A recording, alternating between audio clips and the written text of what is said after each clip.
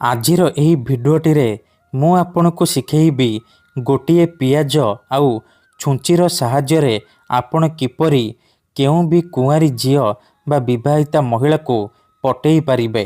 ସିଏ ଆପଣଙ୍କ ପାଖକୁ ଆସିବା ପାଇଁ ବାଧ୍ୟ ହେବ, ଯାହା ଚାହିଁବେ ତାହା କରିବ। ଏହି ବଶୀକରଣକୁ କରିବା ପାଇଁ ଆପଣଙ୍କୁ କୌଣସି ପ୍ରକାର ମନ୍ତ୍ରତନ୍ତ୍ର କରିବାକୁ ପଡ଼ିବନି କିମ୍ବା କିଛି ବି ପଇସା ଖର୍ଚ୍ଚ କରିବାକୁ ପଡ଼ିବନି। କେବଳ ଗୋଟିଏ ପିଆଜ ଆଣିବେ ଆଉ ଗୋଟିଏ ଛୁଞ୍ଚି ଆଣିବେ। ତାପରେ ମୁଁ ଆପଣଙ୍କୁ କିଛି ପ୍ରୟୋଗ ବିଧି ଶିଖେଇବି, ଆପଣ ସେହି ପ୍ରୟୋଗ ବିଧିକୁ କରିଦେବେ। ଗ୍ୟାରେଣ୍ଟି ଦେଉଛି, ଯେଉଁ ଝିଅ ଆପଣଙ୍କୁ ଭାव ଦେଉନଥିଲା ସେ ଝିଅ ପାଗଳି ପରି ଆପଣଙ୍କୁ ଭଲ ପାଇବ। ଯେଉଁ ବିବାହିତା ମହିଳାକୁ ଆପଣ ଦିନରାତି ଭାବୁଛନ୍ତି, ସିଏ ହାତ ଧରିକି ରୁମ୍କୁ ଡାକିବ, ଯାହା ଚାହିଁବେ ତାହା କରିବ। ନମସ୍କାର ଫ୍ରେଣ୍ଡସ୍, ଓଡ଼ିଆ ଫଣ୍ଡା ଚ୍ୟାନେଲକୁ ଆପଣମାନଙ୍କୁ ସ୍ୱାଗତ। ଯଦି ଆପଣ ଝିଅ ପଟେଇବାକୁ ଚାହୁଁଛନ୍ତି, ସୁନ୍ଦରୀ ପଡ଼ିଶା ଘର ଭାଉଜ ଆଡ଼କୁ ଆକର୍ଷିତ ହେଉଛନ୍ତି, କିନ୍ତୁ ଯେତେ ଚେଷ୍ଟା କଲେ ମଧ୍ୟ ଆପଣ ତାକୁ ପଟେଇ ପାରୁନାହାନ୍ତି, ତାକୁ ନିଜର ମନ କଥା କହିପାରୁନାହାନ୍ତି, ଆଉ ଆପଣ ଚାହୁଁଛନ୍ତି କି ସିଏ ନିଜେ ଆସି ଆପଣଙ୍କୁ ଭଲ ପାଉଛି ବୋଲି କହୁ, ଆପଣଙ୍କର ସବୁ ଇଚ୍ଛାକୁ ପୂରଣ କରୁ, ତେବେ ଆଜିର ଏହି ଭିଡ଼ିଓଟି ଆପଣଙ୍କର କାମରେ ଆସିବ। କାରଣ ଆଜିର ଏହି ଭିଡ଼ିଓଟିରେ ମୁଁ ଆପଣଙ୍କ ପାଇଁ ସବୁଠାରୁ ମହାଶକ୍ତିଶାଳୀ ବଶୀକରଣ ନେଇ ଆସିଛି, ଯାହାର ପ୍ରୟୋଗରେ ଆପଣ କେଉଁ ବି କୁଆଁରୀ ଝିଅ ବା ବିବାହିତା ନାରୀକୁ ଅତି ସହଜରେ ପଟେଇ ପାରିବେ। କେବଳ ଗୋଟିଏ ପିଆଜ ଆଉ ଗୋଟିଏ ଛୁଞ୍ଚିର ଆବଶ୍ୟକ। ଗୋଟିଏ ପିଆଜ ଆଉ ଗୋଟିଏ ଛୁଞ୍ଚିର ସାହାଯ୍ୟରେ ଆପଣ କେଉଁ ବି ଝିଅକୁ ପଟେଇ ପାରିବେ, ନିଜର ଗୁଲାମ କରିପାରିବେ। ସିଏ ଆପଣଙ୍କର ସବୁ କଥା ମାନିବ, ଯାହା ଚାହିଁବେ ତାହା କରିବ, ଆପଣଙ୍କ ପାଖକୁ ଆସିବା ପାଇଁ ବାଧ୍ୟ ହେବ। ଏହି ବଶୀକରଣ ଏତେ ଶକ୍ତିଶାଳୀ କି ଏହାର ପ୍ରୟୋଗ କେବେ ବି ଖାଲି ଯାଏନି। ଯିଏ ବି ପିଆଜର ଏହି ବଶୀକରଣ କରିଛି, 100ରୁ 100% ସଫଳ ହେଇଛି।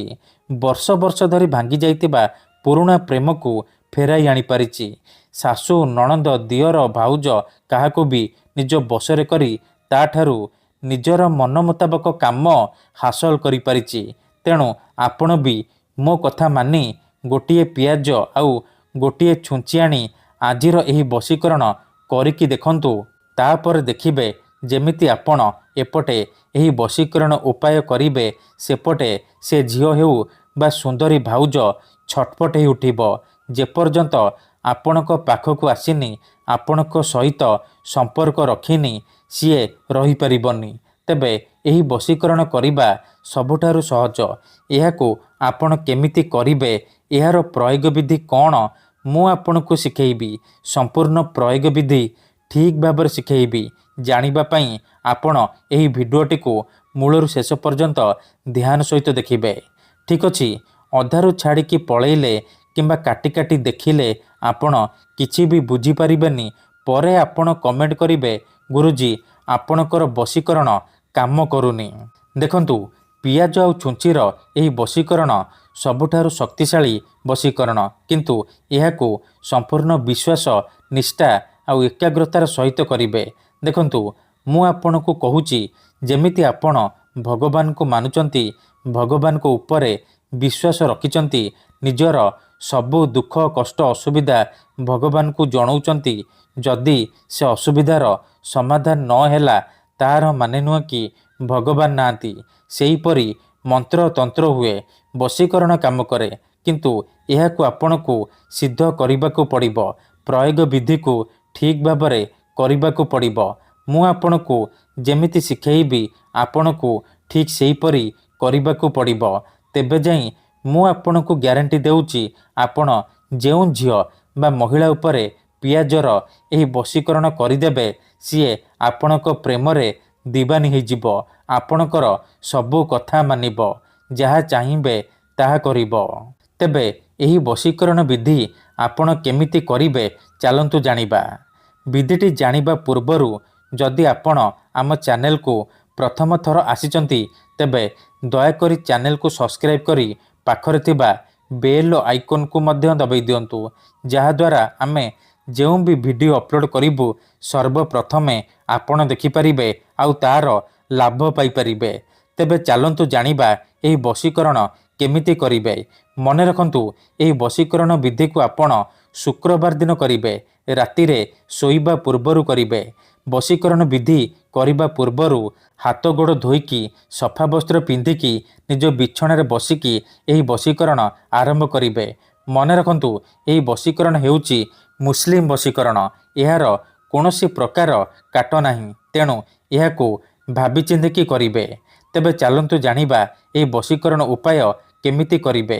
ମନେ ରଖନ୍ତୁ, ଏହି ବଶୀକରଣ କରିବା ପାଇଁ ଆପଣ ଗୋଟିଏ ପିଆଜ ଆଣିବେ, ଗୋଟିଏ ଛୁଞ୍ଚି ଆଣିବେ ଆଉ କଳା ରଙ୍ଗର କଲମ ଆଣିବେ। ଏତିକି ଜିନିଷ ଆଣିସାରିବା ପରେ ନିଜର ବିଛଣା ଉପରେ ଆପଣ ବସି ପଡ଼ିବେ। ଧ୍ୟାନ ରଖିବେ ଯେମିତି ଆପଣଙ୍କୁ କେହି ଦେଖିବେନି କିମ୍ବା ଡାକିବେନି। ତାପରେ ପିଆଜ ଉପରେ ସେଇ ଝିଅ ବା ମହିଳାର ନାମ ଲେଖିବେ ଯାହାକୁ ଆପଣ ପଟେଇବାକୁ ଚାହୁଁଛନ୍ତି, ଆଉ ତା ପାଖରେ ନିଜର ନାମ ଲେଖିବେ।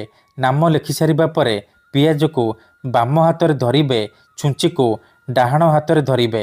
ତାପରେ ଆଖି ବନ୍ଦ କରିକି ସେଇ ଝିଅ ବା ନାରୀକୁ ମନେ ମନେ ଭାବିବେ, ତାକୁ ନିଜ ମନରେ ଭାବିବେ। ତାପରେ ଏହି ଶବ୍ଦକୁ 21 ଥର ପଢ଼ିବେ, ୟା ମଜିଦୁ, ୟା ମଜିଦୁ। ଏହିପରି ଆପଣ 21 ଥର କହିବେ। ତାପରେ 7 ଥର ସେ ଝିଅର ନାମ କହିବେ ଆଉ 7 ଥର ନିଜର ନାମ କହିବେ। ନାମ କହିସାରିବା ପରେ 7 ଥର ଛୁଞ୍ଚିକୁ ପିଆଜରେ ଫୋଡ଼ିଦେବେ। ଏତିକି କରିସାରିବା ପରେ ସେ ପିଆଜରେ ଛୁଞ୍ଚିକୁ ଫୋଡ଼ିକି ରଖିଦେବେ। ଗ୍ୟାରେଣ୍ଟି ଦେଉଛି, ଏତିକି କରିକି ଦେଖନ୍ତୁ, ସେ ଝିଅ ହେଉ ବା ସୁନ୍ଦରୀ ବିବାହିତା ଭାଉଜ ଆପଣଙ୍କ ଆଡ଼କୁ ଆକର୍ଷିତ ହେବାକୁ ଲାଗିବ। ସକାଳୁ ଉଠିବା ମାତ୍ରେ ସେ ପିଆଜ ଆଉ ଛୁଞ୍ଚିକୁ ସେହିପରି ନେଇକି କୌଣସି ଏକ ପାଣି ଜାଗାରେ ପକାଇଦେବେ, ନହେଲେ ମାଟି ଖୋଳିକି ପୋତିଦେବେ। ଧନ୍ୟବାଦ।